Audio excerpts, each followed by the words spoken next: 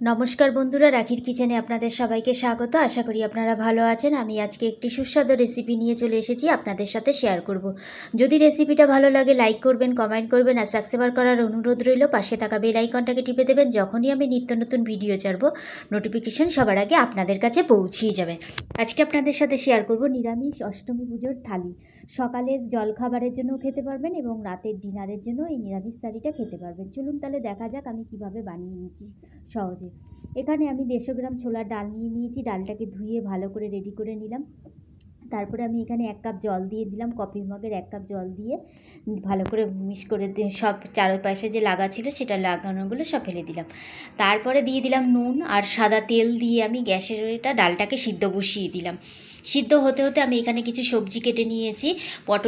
কিছু পটল কেটে নিয়েছি, কিছু বেগুন কেটে নিয়েছি আর কিছু আলু কেটে নিয়েছি। এগুলোকে কেটে নুন হলুদ মাখিয়ে রেডি করে নিয়ে এখানে আমি কড়াইতে সাদা তেল দিয়ে এটাকে ভাজা করতে বসিয়ে দিয়েছি। আর পাশে কিন্তু ডালটা সিদ্ধ হচ্ছে। সেই ক্ষেত্রে আমি এখানে বেগুনগুলোকে দেখিয়ে দিলাম। বেগুনটা ভাজা হয়ে গেল। তারপরে আমি পটলগুলোকে ভেজে নিচ্ছি।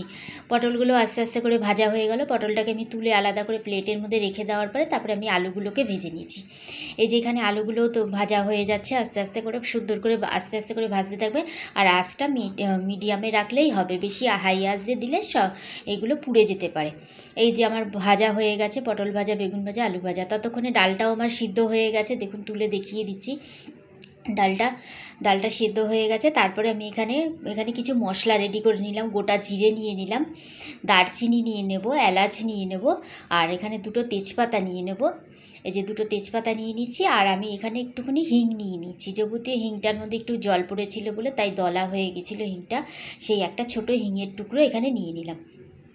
নিয়ে নেওয়ার পরে এখানে কড়াইতে সর্ষের তেল দিয়ে দিয়েছি। সর্ষের তেল দেওয়ার পরে আমি এই ফোড়নগুলো সব দিয়ে দিলাম ওর মধ্যে। দিয়ে এতটা ভাজতে ভাজতে ততক্ষণে আমি একটু মশলাটা নিয়ে নিচ্ছি। এখানে 1/2 চামচ জিরের গুঁড়ো নিয়ে নিলাম, 1/2 চামচ হলুদ নিয়ে নিলাম, 1/2 চামচ ধনের গুঁড়ো নিয়ে নিলাম। এই 3টে মশলা নিয়ে নিলাম। আর এখানে একটুখানি আমি তখন জায়ফল রেখেছিলাম, জায়ফলের গুঁড়োটা করে দিয়েছি, সেটা আমি দেখাতে ভুলে গেছি। তার মধ্যে দিয়ে দিলাম আমি একটুখানি আদাটাকে ঘষে নিয়ে রেডি করে রেখে দিয়েছিলাম। সেই আদাটাকে দিয়ে এবার ভালো করে একটুখানি 1 থেকে 1.5 মিনিট ভেজে নিলাম। ভেজে নেওয়ার পরে মশলাগুলো দিয়ে দিলাম ওর মধ্যে। মশলাগুলো দিয়ে দেওয়ার পরে 1 মিনিটের মতন ভেজে ভালো করে একটুখানি ভেজে নিলাম। আস্তে আস্তে আঁচটাকে লোতে রাখতে লাগবে।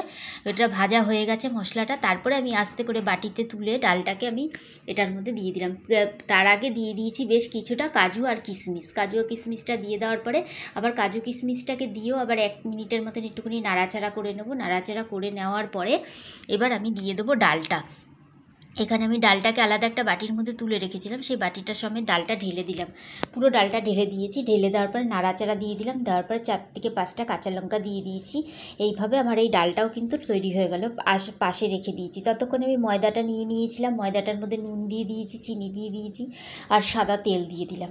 সাদা তেল নুন দিয়ে মিক্স করে নিতে এটাকে বেশ ভালো করে একটুখানি মিক্স করে নিতে তারপরে একটুখানি কালো জিরের মধ্যে দিয়ে দেবো। কালো জিরেটা দিলে দেখবে একটুখানি লুচির মধ্যে একটু কালো জিরে দিয়ে দিলে খেতে খুব টেস্ট হয়। সেক্ষেত্রে একটুখানি কালো জিরে দিয়ে দিলাম। কালো জিরেটাকে দিয়ে ভালো করে ময়দাটাকে মেখে রেডি করে নিয়ে লেচি করে নিলাম। লেচি করে নিয়ে এবার বেলে নিচ্ছি। এই যে একটা আমি দেখিয়ে দিচ্ছি, বেলে নিচ্ছি যে আমি। আর বাদবাকিগুলো আমি সব এরমভাবে বেলে রেডি করে নেব। আমার বেলা হয়ে গেছে। ততক্ষণে গ্যাসের মধ্যে আমি বসিয়ে দিয়েছি, কড়াই দিয়ে দিয়েছি। কড়াইয়ের মধ্যে বেশ খানিকটা সাদা তেল দিয়ে দিয়েছি, গরমও হয়ে গেছে। আর তারপরে আমি লুচিগুলোকে এইভাবে ভেজে ভেজে তুলে নিচ্ছি। এই লুচিগুলো আমার ভাজা হয়ে গেছে, তুলে নিলাম। তারপরে একটা প্লেটের উপরে সাজিয়ে দিচ্ছি এরকমভাবে। প্রথমে আমি প্লেটে দিয়ে দেবো গরম গরম লুচি, যেগুলো আমি বানালাম এক্ষুনি ফুলকো ফুলকো লুচি, সেগুলো আমি দিয়ে দিলাম প্লেটে। এবার আমি কি করব না, এবার আমি ছোলার ডালটা দিয়ে দেবো, একটা বাটি করে ছোলার ডাল যেটা বানিয়েছি। তারপর আমি 2টো রসগোল্লা দিলাম দোকান থেকে কিনে আনা। আর দিয়ে দিচ্ছি 1 বাটি মতো বোঁদে, এটাও আমার দোকান থেকে কিনে নিয়ে আসা।